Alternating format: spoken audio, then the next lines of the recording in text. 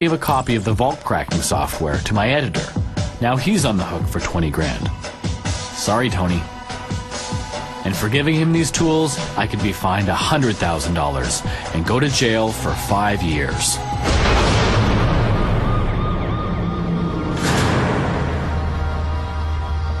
What we saw in the U.S. is that there was a real pressure to lock down every possible right. It becomes a question, are we talking about updating copyright for the 21st century, or are we talking about actually using this fear of copyright to bring forward a radical rewriting of copyright, so you actually have copyright in areas that would never be before? So let's look at the American record. Lawsuits against 10-year-olds, subpoenas delivered at schools, against stroke victims, against dead people.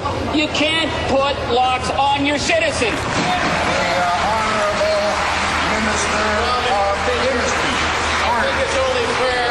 When you're online, it's easy to find out who you are. Okay? We have the date, the name, the address, and all the 2,000 songs that you had up on your computer illegally, okay?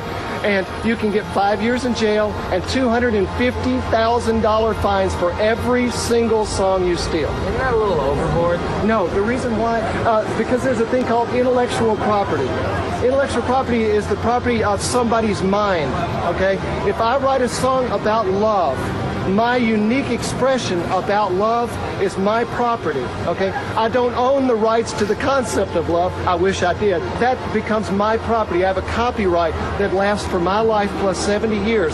How many of you guys here actually do download music off the internet right now? Tell the truth. Do you guys, like, how many of you guys actually think that when you're downloading your music that you're stealing it? Since the internet came along, the entertainment lobby in the United States has pushed the government towards tougher and tougher laws, leading to lawsuits being filed against more than 24,000 American citizens. My name is Dave Grubel. Ray J. Schwartz. I live in Colleyville, Texas. I live in New York City. And my family has been sued by the RIAA. They had about 9 or so songs targeted on there that we'd allegedly downloaded. They threaten you with a very large sum of money. And they wanted somewhere around $4,500 to settle. Hundreds, thousands.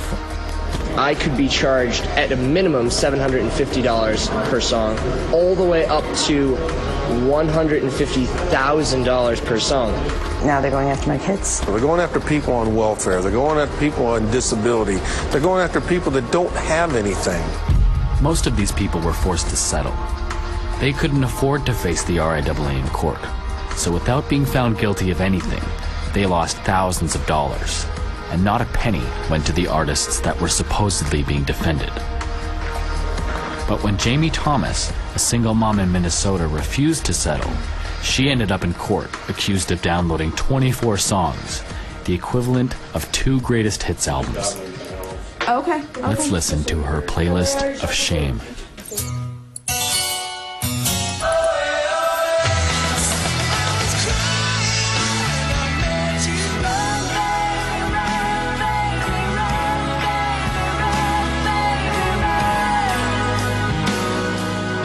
The verdict was that I had infringed, that I was liable for copyright infringement for 24 songs, $9,250 per song, for a total of $222,000. They can take up to 25% of my wages to try and pay back the amount. Just a small town girl, living in a... Mr. Gabriel, who is the lead attorney for the plaintiffs, said it best on the steps after the verdict was read. The very first statement out of his mouth was, "This is what happens when you don't settle." It wasn't a matter of, you know, we won or this, that, and the other. That's the very first thing he said is, "This is what happens when you don't settle." I was like thinking, oh my God, I'm going to lose my house. I'm going to lose everything.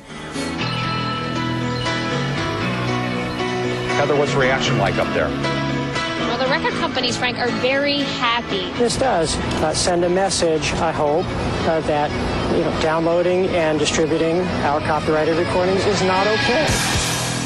You know, I love Journey as much as the next person, but seriously, How far should industry be permitted to go to protect 24 songs that you can buy for $8.99 at Safeway? And I don't know these decks, so if you have any questions... Why shouldn't they be wiretapping this apartment? After all, here we are talking about means by which music may be stolen. You know, before the radio and the record came along, the only way that people made money from making music was by standing in a hall and being charismatic. The fact is, technology giveth, technology taketh away. What was a business model in 1909 may be the business model in 2009. What was a business model in 1939 may not be the business model in 2007. That's how it goes.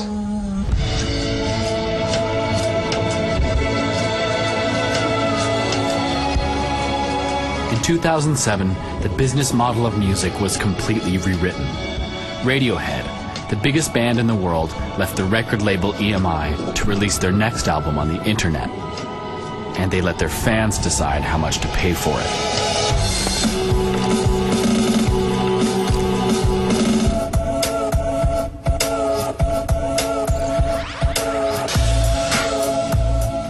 Within a matter of weeks, a San Francisco DJ named Amp Live started remixing the album.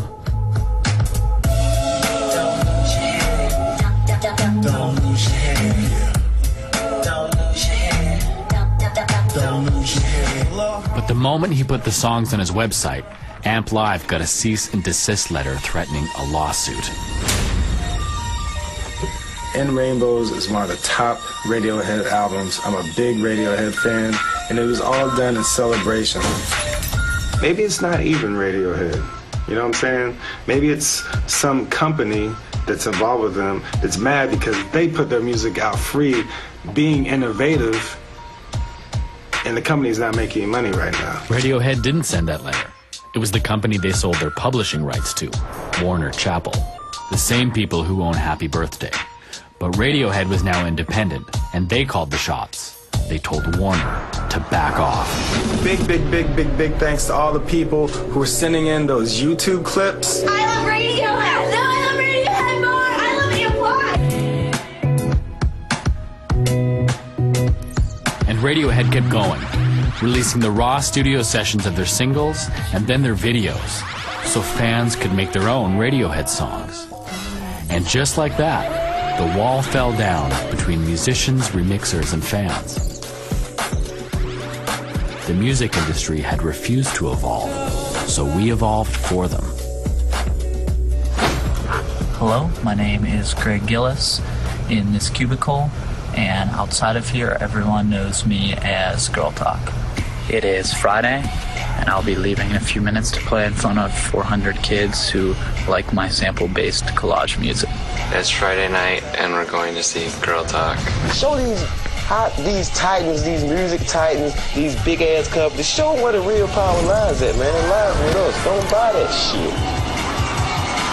I know there's a lot of cameras in the audience. The shit is not about me. It's about all of us, because we're the same motherfucking person. Your goddamn self. They're all the same.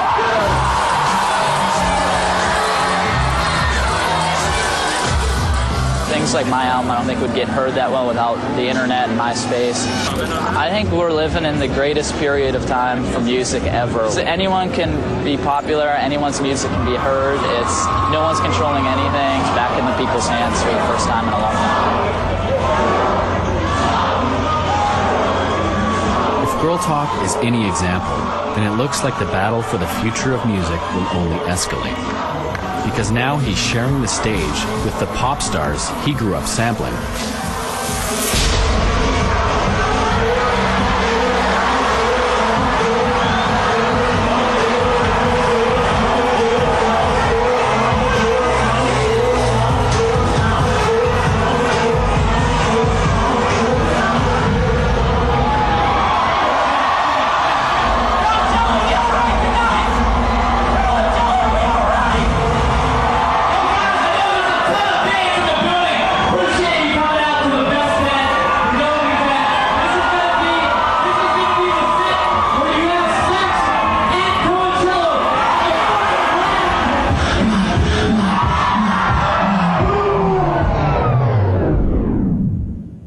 Sorry.